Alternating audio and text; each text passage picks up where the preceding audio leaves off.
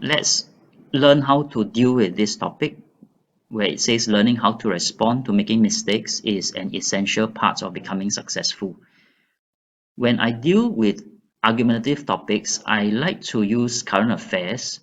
Of course, you can use personal examples. You can say that I make mistakes in my CCA, I make mistakes in my maths, but that's going to lower the maturity of the essay.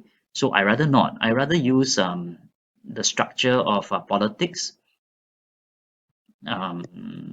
politics, economics, and of course the social realm, right? Okay, so in this case, has political leaders made mistakes? Has businessmen made mistakes? And social realm could be, do schools make mistakes? Do lawyers make mistakes? Okay, so I will take the stand that I agree that learning how to respond to mistakes is an essential part of becoming successful.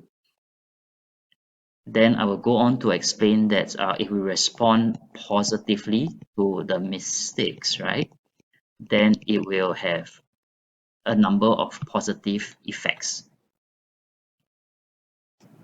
This is my introduction. So I start off with a hook where I state a fact that everyone makes mistakes. And of course, I go on to explain this fact. Then it leads to my thesis where it says that learning to respond constructively to errors made is an indispensable life skill. Okay, so notice that I also use synonyms for mistakes by using errors and blunders later on. This is my first point where I say that when we make mistakes, we should be humble and learn from them, ensuring that we do not commit the same blunder in the future. So you can go on to develop this topic sentence by saying that we do not see mistakes as mistakes, but rather as a way, right, of improving ourselves. Failure should still be a warning to us, but it's more important to correct and iron out any inherent flaws we may have instead and learn from them. We have covered Prime Minister Shinzo Abe, who was the ex-Prime Minister of Japan. He recently stepped down due to health reasons.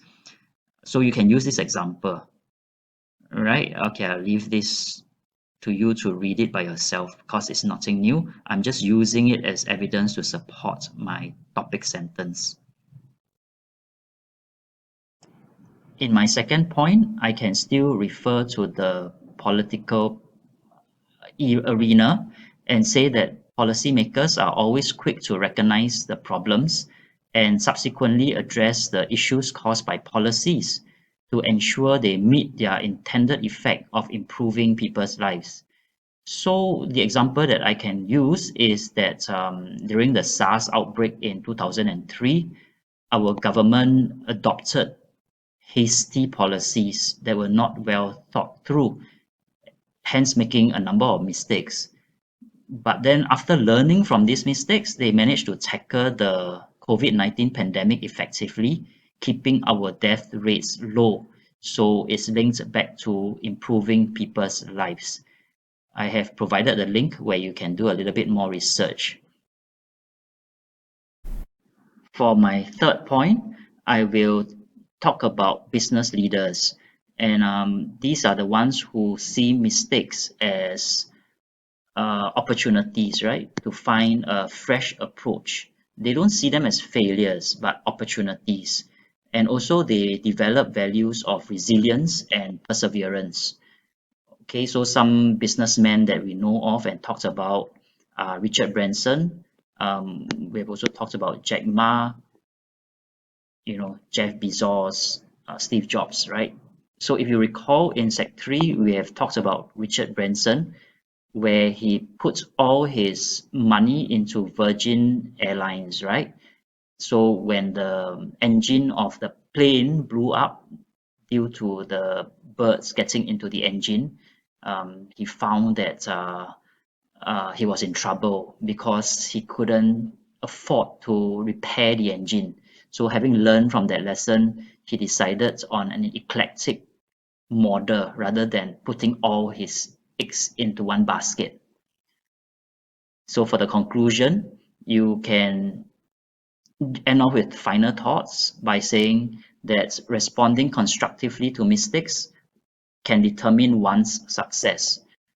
Right? There are so many examples in this whole world that provide the testimony to that.